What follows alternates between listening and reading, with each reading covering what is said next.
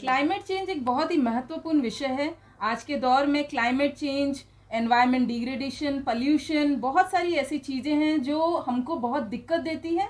तो एक एसडीजी गोल है जो हम सब देशों के लिए इस्टेब्लिश किया गया है, जो उनको फॉलो करना है और देखना है किस तरह से जो प्रॉब्लम्स एनवायरनमेंट को है वो कम हो सके। एंड एसडीजी गोल्स के तहत एसडीजी 4 में एजुकेशन का बहुत महत्वपूर्ण हिस्सा है। नमस्ते, मेरा नाम स्वप्ना है, मैं बिंदी इंटरनेशनल के साथ एसोसिएटेड हूँ। आज एक पैनल डिस्कशन हम फिर से लेके आए हैं। ये पैनल डिस्कशन एसडीजी गोल्स और एजुकेशन के ऊपर है। किस तरह से एजुकेशन एसडीजी गोल्स के तहत एजुकेशन का बहुत महत्वपूर्ण हिस्सा है। तो मेरे साथ कुछ ऐसे लोग बैठे हैं जो कई सालों से वो education, informal education, alternative education पे काम कर रहे हैं। तो मैं एक बार अपने पैनल को इंट्रोड्यूस करा देती हूँ।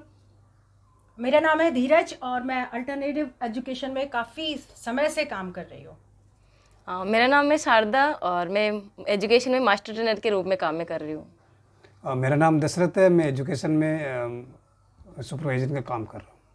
तो हमारा जो पैनल है वो एक बहुत ही वैरायटी और वेरियस फील्ड से आता है, जो बहुत सारा चैलेंजिंग सिचुएशन उन बच्चों के साथ काम करता है जो बच्चों को एजुकेशन एक्सेसिबल नहीं है, बट उनको हम एक अल्टरनेटिव एजुकेशन, इनफॉर्मल एजुकेशन का एक नया डायरेक्शन दिखा रहे हैं, जिसके तहत ना कि वो बेसिक एजुकेशन तो वो पढ़ ही रहे हैं, बट वो इस तरह का चीज़ भी वो सीख रहे हैं जिससे वो एनवायरनमेंट का इम्पोर्टेंस, क्लाइमेट का चेंजेस जो हो रहा है उसमें किस तरह से सुधार आ सके, उस पर भी वो काम कर रहे हैं। तो मैं पैनल ओपन करते हुए धीरज जी से पूछना चाहूँगी कि जो डिजिटल कम्युनिटी स्कूल है या इनफॉर्मल एजुकेशन जो हम दे रहे हैं राजस्थान में, इन बच्चों को हम बेसिकली क्या सिखा रहे हैं, कुछ बताएंगे ऑडियंस को आप? जी बिल्कुल। दरअसल एसडीजी गोल्स पे आप बात कर रहे हैं, क्लाइमेट चेंज पे बात कर रहे हैं, जलवायु पे बात कर रहे हैं। तो अल्टरनेटिव एजुकेशन का तो मकसद ही ये रहता है, और मैं काफ़ी लंबे अरसे से काम कर रही हूँ। तो हमारा ये रहता है कि शिक्षा सिर्फ वो किताबों के अंदर कैद नहीं है। वो पाठ्यक्रम सिर्फ आपको उतना ही बताता है कि आपके जो विज़न नहीं खोलता आपका। एक घोड़े के आगे आपने मान लो एक वो उसके जो लगा इधर उधर नहीं देखे लगा देते हैं। तो इसलिए हम अल्टरनेटिव एजुकेशन में काम करते हैं ताकि वहाँ पर उसका जो मुद्दा है वो खुला रहे, ना सिर्फ हम पाठ्यक्रम में हो। तो हम वहाँ पर बच्चों के साथ जो है वो बच्चे अपने आसपास में उनकी किस तरह की समस्याएं हैं, उनकी बस्ती में क्या समस्याएं आ रही हैं, उनको क्या समस्या आ रही हैं, वो पाठ्यक्रम का हिस्सा है। जो उनका जीवन है वो उनके पाठ्यक्रम का हिस्सा है, ताकि वो अपने जीवन को बेहतर कर पाएँ। शारदा, आपको जोड़ना चाहेंगी कि क्या क्या इस बेसिकली क्या सिलेबस रहता है, क्या करिकुलम रहता है? ऑडियंस जानना चाहती है कि किस तरह का पढ़ाई वो उनको आप सिखाते हैं, किस तरह का वो पढ़ते हैं, कुछ बताएंगे आप? बिल्कुल। इसमें हम क्लाइमेट चेंज को तो जोड़ ही रहे हैं कि क्लाइमेट चेंज में जो समस्याएं आ रही है वो कितनी समस्याएं उभर रही है, हमारी जो चुनौतियां होने वाली है आने वाले पीढ़ी को, तो वो बहुत ही सामना करना पड़ेगा। इसलिए हम अभी से ही बच्चों को अवेयर कर रहे हैं, अभी से ही स्कूलों में ये काम कर रहे हैं कि उन समस्याएं जो हमारे सामने आने वाली है उनको हम कैसे कम कर सकते हैं। जैसे कितना मौसम बदल रहा है, कभी भी बारिश, कभी भी सर्दी, कभी भी गर्मी, कितना अपन गाड़ियां इस्तेमाल कर रहे हैं, तो कितनी फैक्ट्रीज लग रही है, उनका अपन कैसे पोल्यूशन कम कर सकते हैं। फैक्ट्रीज भी लगाना हमें ज़रूरी है, लेकिन उनका पोल्यूशन भी कैसे साथ साथ में हम रोक सकते हैं, कम कर सकते हैं।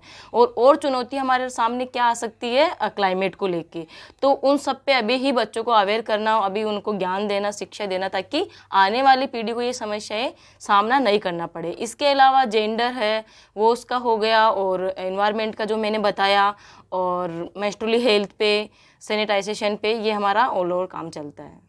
जैसे कि आपने सुना, शारदा ने बताया कि वो वॉश, हाथ कैसे धोते हैं, हाइजीन कैसे मेंटेन करना है, मेंस्ट्रुअल हाइजीन हो गया, वेलनेस हो गया, बच्चों को वो इस डायरेक्शन में काफ़ी शिक्षा देते हैं। दशरथ जी से पूछेंगे और थोड़ा जानेंगे कि किस तरह का वो प्रयास करते हैं, किस तरह का टेक्निक वो यूज़ करते हैं कि बच्चे भली भांति समझ सके इस चीज़ को। तो इसके लिए हमारी जो टीम है वो पहले टीचर को ट्रेन करते हैं, और ताकि उनको प्रैक्टिकल में सारी चीज़ें की जाती है, बच्चों को पूरा प्रैक्टिकल में दिखाया जाता है पूरा उनको, ताकि वो उस चीज़ को यूज करें।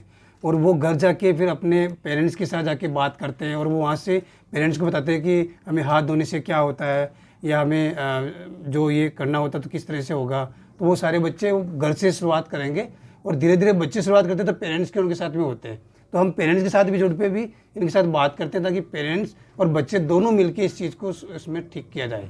तो हम नीचे ग्राउंड पे जाके उनके साथ जाके ये काम करते हैं पूरा। तो जब आप पेरेंट्स को भी आप बताते हैं, क्या वो समझ पाते हैं? क्या उनके क्वेश्चंस रहते हैं? वो कुछ सवाल करते हैं कि हम बच्चों को किस तरह समझाएं, किस तरह शिक्षा दें, या टीचर्स के साथ आप किस तरह का मेहनत करते हैं, वो आप बताना चाहेंगे?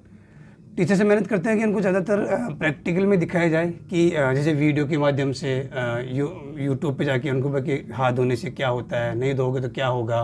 तो सारे बच्चे वो प्रैक्टिकल में इसको देखते हैं और फिर वो उनको जब दिखाते हैं तो बच्चे देखते हैं कि हाँ ये सही है, तो धीरे धीरे उसको करना वो शुरू करते हैं। और पेरेंट्स के साथ, तो जो पेरेंट्स के साथ हम मीटिंग करते हैं उनको बताते हैं, तो उनका भी काफ़ी सारा सवाल था क्योंकि इनको एक बार बताते हैं तो ये कर लेते हैं, फिर वो भूल जाते हैं।